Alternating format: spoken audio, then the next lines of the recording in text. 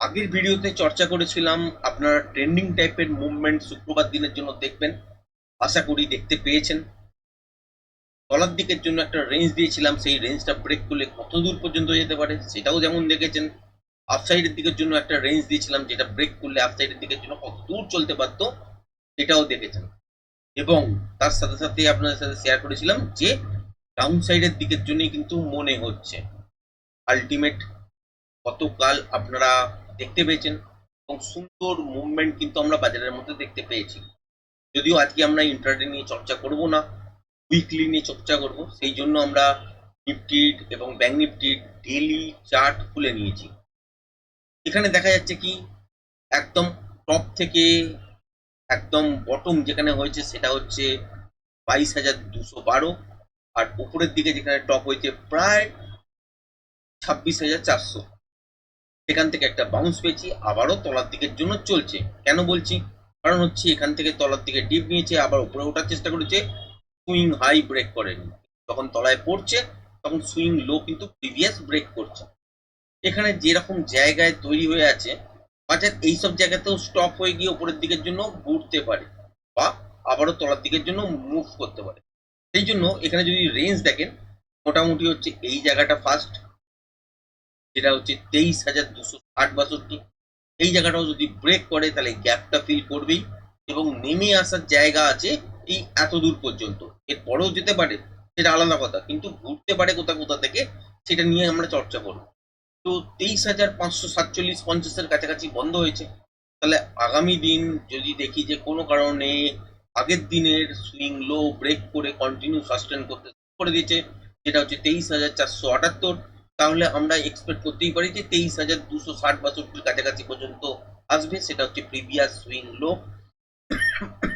এটাকে ব্রেক করে যদি ক্লোজিং দেয় বা যদি দেখি যে এখানে কন্টিনিউশন প্যাটার্ন তৈরি হচ্ছে ইন্ট্রাডে বেসিসে এবং সেই অনুযায়ী এই লেভেলটাকে ব্রেক করছে, তাহলে সেই রকম জায়গা অনুযায়ী পার্টিসিপেট তো করবোই। তার সাথে সাথে খেয়াল রাখবো কি এই মুভটা এখানে আর থামবে না, এই মুভটা কিন্তু তলার দিকের জন্য আরো ডিটোরিয়েট করবে।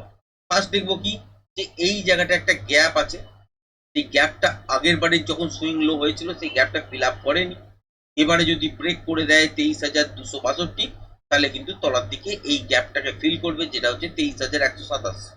তারপরে কি হতে পারে, তলার দিকে এই সব জায়গা থেকে উপরের দিকের জন্য ঘুরতে পারে এবং যদি তলায় আসে এই সব জায়গার কাছাকাছি গিয়ে একবার হলেও দাঁড়াবে, যেটা হচ্ছে 22,443।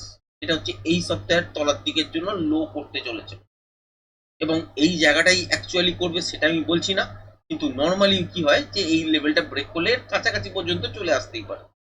এবার এইসব জোনের কাছাকাছি থেকে যখন উপরের দিকে ঘুরতে শুরু করবে, সেখানে আমরা দেখবো কি যে উপরের থেকে যখন আমরা তলার দিকের জন্য পড়ছে দেখতে পাচ্ছি কি প্রিভিয়াস লো গুলো ব্রেক করছে, উপরের হাই গুলো ব্রেক করছে না।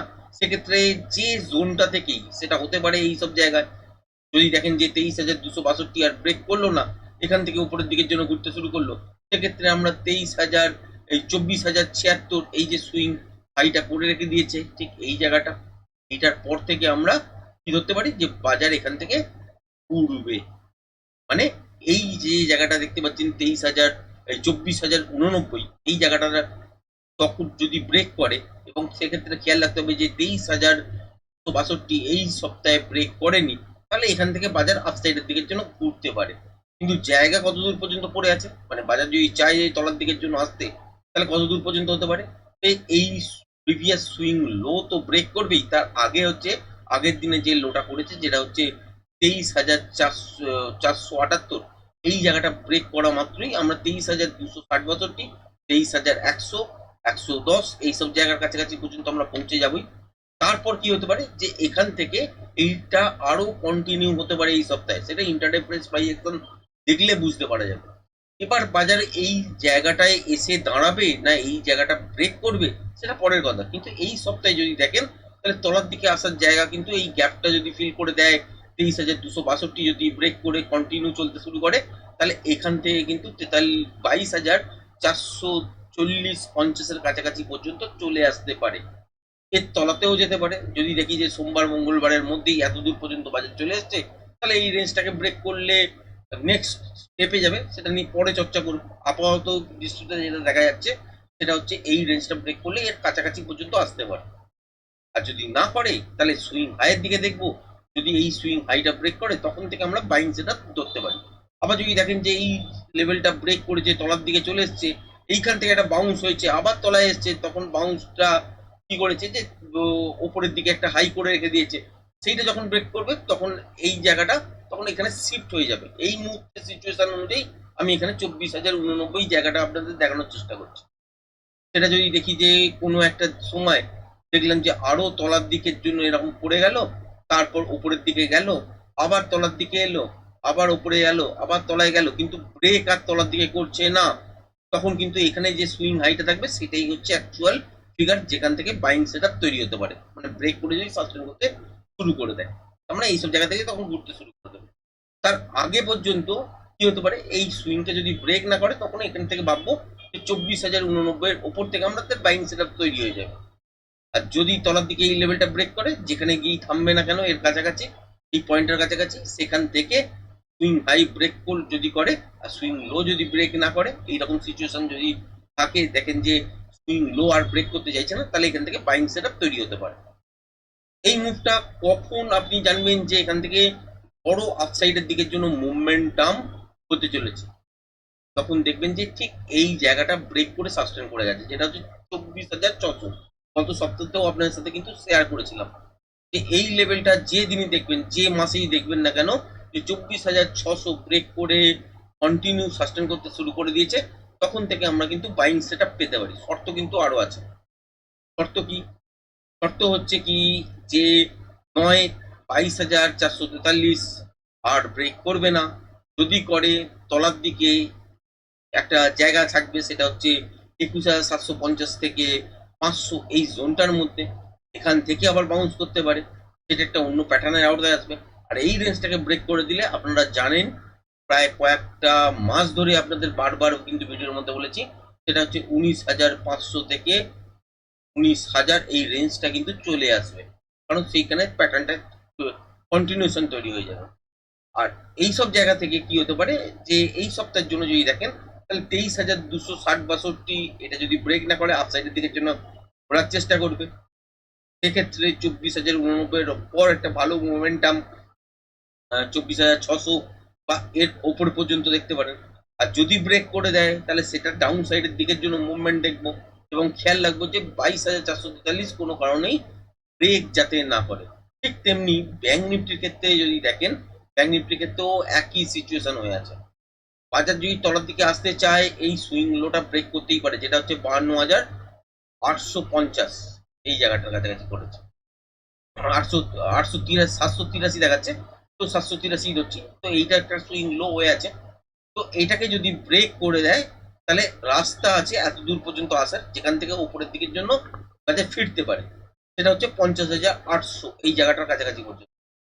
যদি দেখা যায় যে এখান থেকে তলার দিকে এসছে কিন্তু 52,783 আর ব্রেক করেনি, তাহলে সেই ক্ষেত্রে আমরা খেয়াল রাখবো ঠিক এই জায়গাটা, যেখান থেকে বাইং সেট আপ শুরু হয়ে যাবে, যেটা হচ্ছে 55,536 এই জায়গাটার ওপর থেকে আমরা বাইং সেট আপ পেতে শুরু করবো।